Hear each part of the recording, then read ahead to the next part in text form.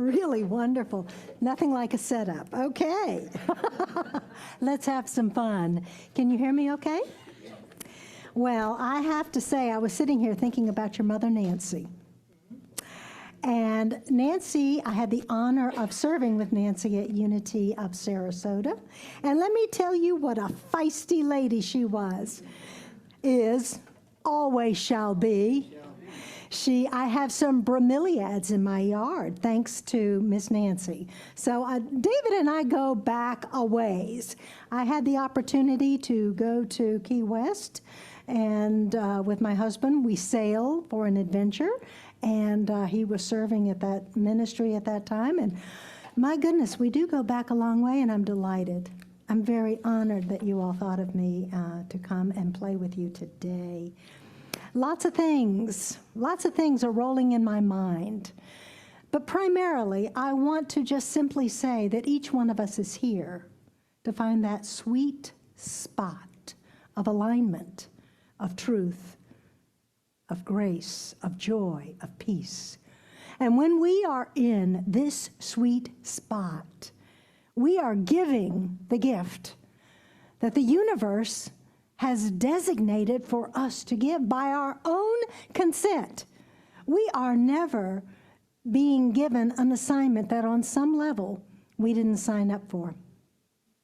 Okay, I've probably gone from preaching to meddling, and that's perfectly okay. I plan on doing more of that as this talk rolls on. But the best gift that we can give this world at this point is being the best version that we have to share. And I'm telling you, sometimes my best version is in the middle of a snit. And sometimes my best version is in a panic. But wherever I am, if I am authentically there, awake, aware, alive, alert to who I am, what I am, and where I am, then I am on the right trajectory to share and radiate my authentic self. This is ultimately the best contribution we have to make to the world. It's simple, gentle awareness, aliveness to who we are and where we are. I was reminded of two Floridians that went in the winter to Minnesota. They wanted to escape, I can't imagine why, the tropical paradise of Florida to go up to Minnesota to do some ice fishing. And so they set up their tent, and they got their space on the ice, and they prepared to get their chainsaw out and start to drill the hole so that they could drop their pole and catch some fish. And all of a sudden, it seemed from the heavens, a voice said, "There are no fish under that ice." And they looked around. Is this the Lord? Are we being spoken to? And so they began to get that chainsaw up. I repeat, there are no fish under the ice. Is that you, Lord? No. I'm the manager of this ice rink, and I'm telling you for the last time, there are no fish under the ice. Knowing where we are, what's around us, paying attention so that we are of some earthly good, even if we're practicing the presence. You know, you've seen all those people, and they're no earthly good because they don't know where they are. They may think they know who they are, but they don't know what they're about. Unity, above all else, is practical Christianity. Christ meaning light, not the last name of Jesus. And I know this comes as a shock to a lot of people, not to you all, present company excluded. You've been practicing metaphysics for a long time. I'll never forget the time when I first said, Elizabeth the Christ. And that was back in the 80s. And I thought I was going to be zapped. But a miracle happened. I kept right on going. A few weeks ago, I posted something online. I don't know about you, but when I look around at the condition of our planet, I think Mother Gaia is possibly not real happy right now. I don't know. What do you think? I think she's wondering what in the heck is going on. And then I look at some of the way that those who we've voted for are serving us, And I'm even more bewildered. So I decided you can't solve the problem from the level of the problem. We have to upgrade, yes? And we can't expect others to upgrade if we are still driving around on I-75 making meaningful gestures at people, right? So I said, and I posted it, and I got over 70 responses. What do you believe will raise the consciousness of the planet? What do you believe will lift the vibratory pattern to the tipping point where we all actually move in concert with a divine alignment that upgrades our planet? What's the tipping point? And then the second question I had the gall to ask is, what are you doing about it? Now, again, that's when I started offending some people. Not really. But my friend David Duran said, well, he was just one of many that said love and self-inquiry and meditation. That's great. And then pray. And another one of my friends, Tracy Merritt, who is a solo sailor in the Grenada right now. She lives on a manta, and she's quite a brave individual. She says, travel the world and get out of your comfort zone. Yeah, how many of us get out of our comfort zone regularly? Walking into this church was one of my opportunities to get out of my comfort zone. This is your first Sunday here? Officially, okay. How comfortable are you? Getting there. So we begin to admit that self-inquiry. How comfortable am I in my skin? Another one said, compassion, mercy, and kindness. All of these answers that you would expect. And then Brett, there's always one that said, well, I was kind of hoping that you and Neil would tell us, Elizabeth. Thanks a lot, Brett. And this is a guy who's a coach. What can I say? And Linda Watson, who was in my ministry years ago, said, well, when you figure it out, let me know. And I wrote her back. I said, you're not getting off that easy. So you see where I'm going. I really want in my role, because I truly believe that every night when I meditate, and sometimes Holy Spirit taps me on the shoulders, 3 a.m., says, okay, it's your time, go into your holy chair and hum and hum. Can you all repeat after me? Hum and hum. Well, and so I am doing my best to align with my higher self and to simply radiate who and what I've come here to be. And it's pretty strange, and I'm okay with that right now. I'm repurposed, so strange is just fine with me.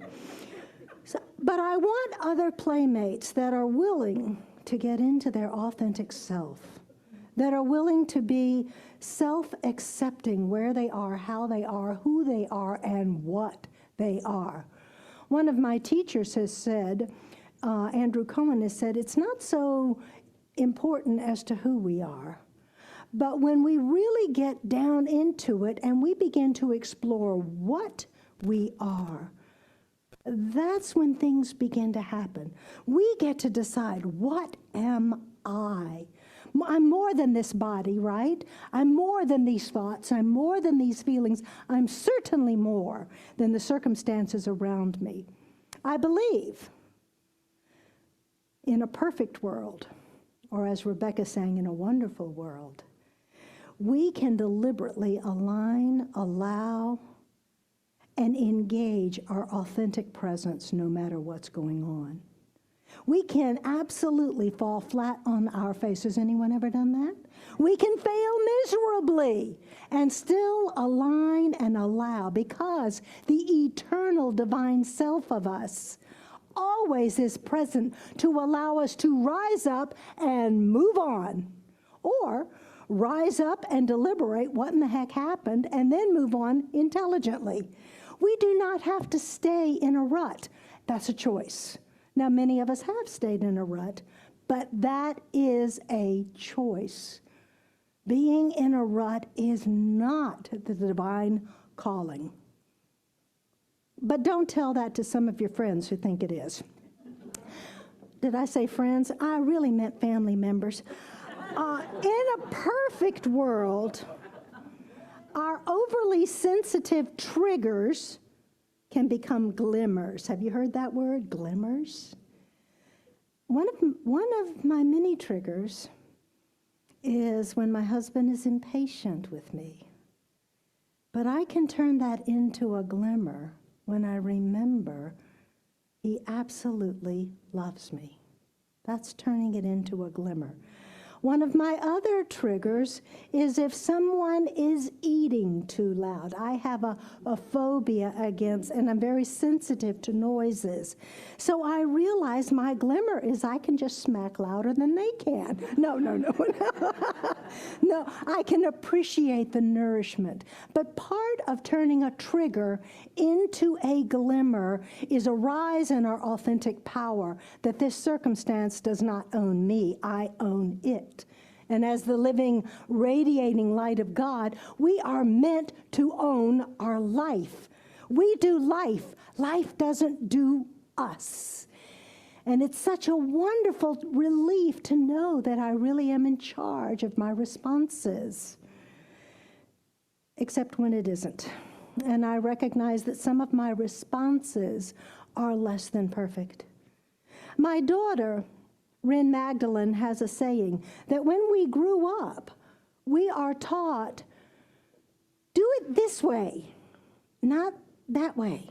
And then as we get older, it's no, a little less of that, and more of this, and then we move on. No, none of that, some of this. And before we know it, we have obliterated the creative, authentic response in us. So as part of our development, the Japanese have a word called the ikigai. You ever heard of that? It is finding the sweet spot. It's finding the balance in life. It's recognizing that what I give, where I give, what I do, how I do it,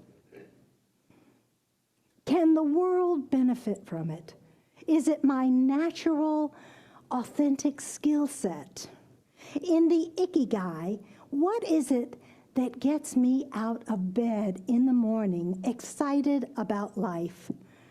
And I believe that each one of us can find our ikigai. We can find that place that utilizes our calling, what we're good at, naturally, what we have a skill set, what the world needs, and then finally, this is the coup de grace, can we get paid for it? Now think of Taylor Swift and her tour this past year. Think of her having, it was $1 billion tour. That's amazing. But did we understand and remember that at each city that she stopped at, she had her staff give over $100,000 to every food bank in every city where she was?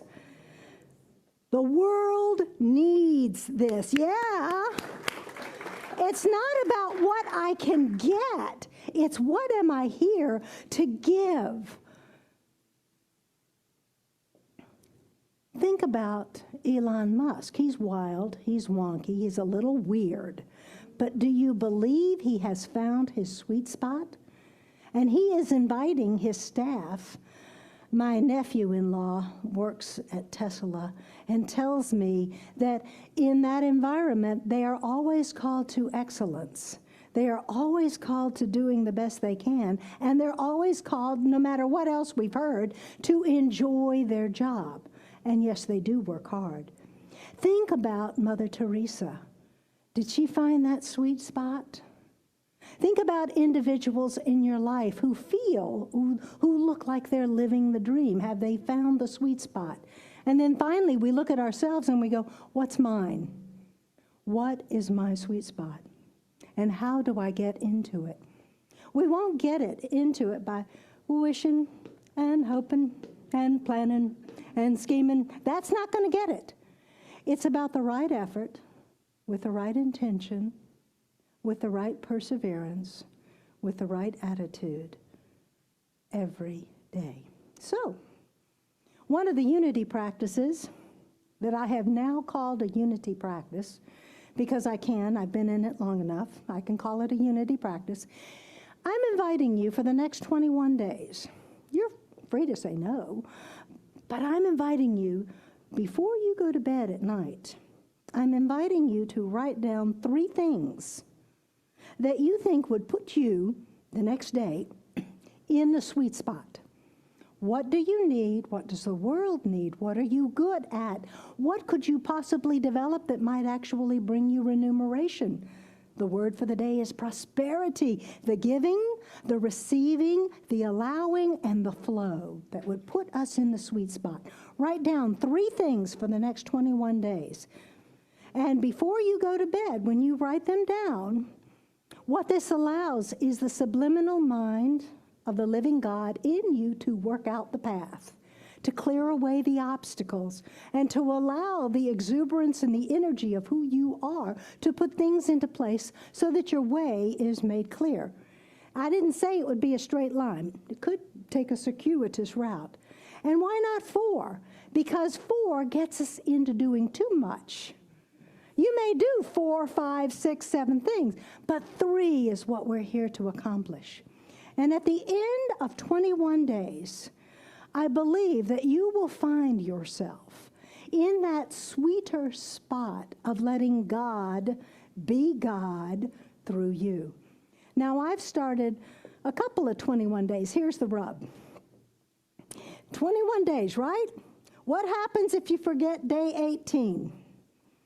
You get to start? Yeah. We could be doing this for the rest of our life. But 21 days, I told my daughter about this, and she said, Mom, that is easy. I'm supposed to do a Kundalini practice for 40 days, and that's a 2.5 hour practice of chanting and postures and all sorts of things that I would never do. And for 40 days, and if she forgets one day, start all over. But what this begins to do is we begin to transcend the attitude of, oh, good God, it's morning, into good morning, God. And that's quite a transcending experience when we wake up excited about life.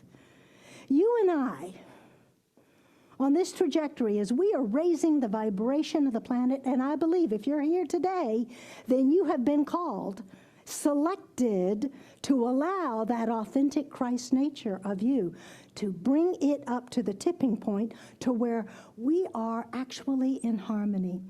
One of my friends, Matt Kahn, I went to a workshop with him last weekend in the mountains of North Carolina. And he was saying that there is chaos before there is the calm. I believe we're there.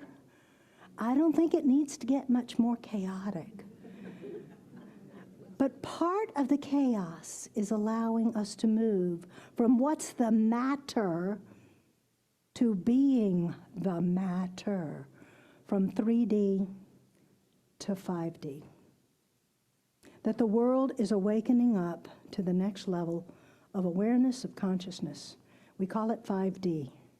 Jesus called it the kingdom of heaven. Charles Fillmore called it the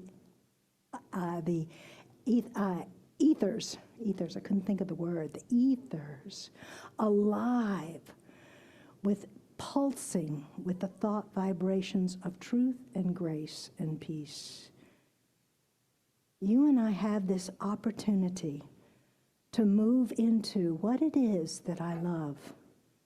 Can it overlap with the accomplished skill? And can I perceive a need that I can answer and respond to? I fully believe in my heart that young woman or young girl who was way too much for the teachers, for the adults that I was, who had ADHD before it was acknowledged, who ended up coming back from the 3rd grade, standing in the corner, telling my mother, my teacher called me a pig because I was too rowdy. And I was way too rowdy. But what it was is there was so much exuberance that I didn't know how to move that energy through me in a way that served the earth. And at that time, I was being called. And at that time, I used to sing and sing and sing, and I'd stop singing because there was too much of this and not enough of that.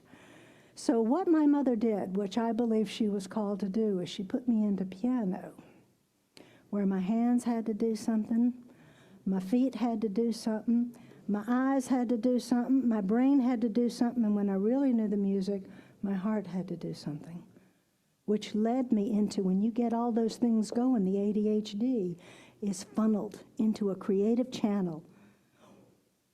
When we get this creative channel, the world can't wait to accept what we have to give.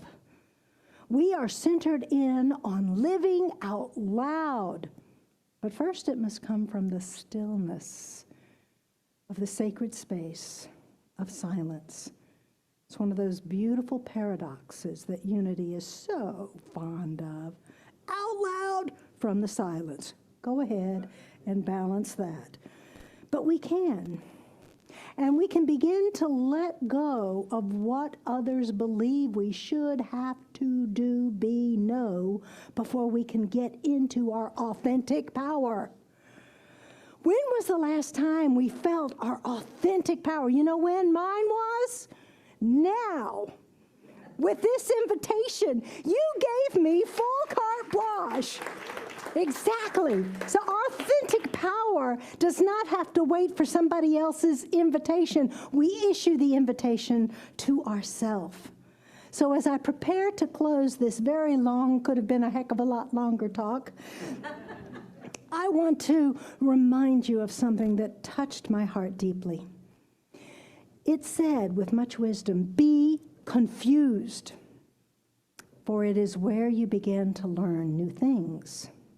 Be frustrated, because it's where we began to make more authentic decisions. Be sad, because when we are brave enough, we can hear our heart's wisdom through the sadness. Wherever you are right now, no more hiding, no more pretending. We know that we are worthy. And then we get to this space where we'll realize in life there was a role for every individual that ever crossed our path. Some of these individuals will test us. Some of them will use us. Some of them will love and support and anchor us. And most importantly, all of them will teach us. They are the rare individuals that remind you why it's worth it. And so I want to say thank you again to these amazing musicians. Thank you to my colleague, David. And thank you to Levon, and most importantly, thank you to each one of you for welcoming me so beautifully. Namaste.